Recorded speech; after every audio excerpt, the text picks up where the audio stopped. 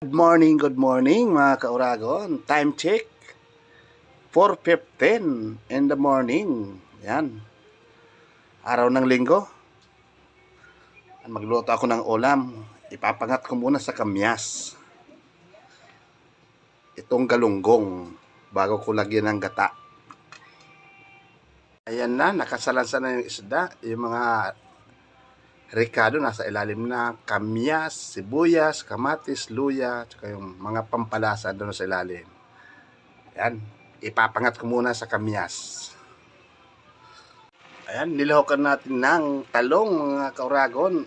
Ang pinangat na galunggong. Galunggong na bilog or lalaki. Ang pinakamasarap na galunggong.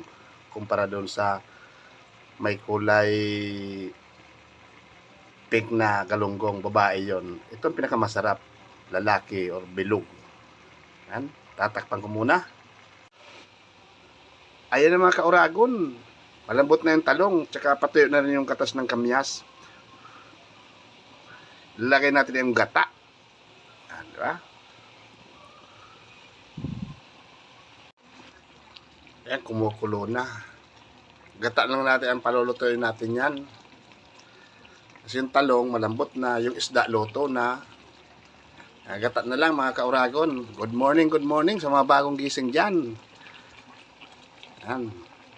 Yung mga papasok na katulad ko, gising.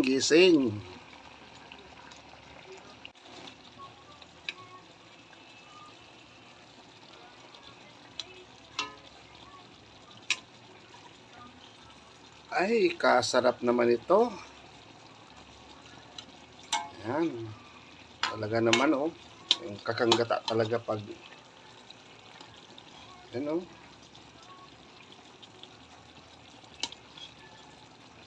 Yan. Pag talagang original na gata. Oh, di ba? Ay kasarap.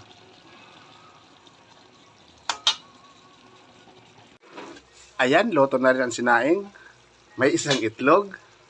Babaunin ko. Oh. Okay na. Luto na mga kauragon. Thank you.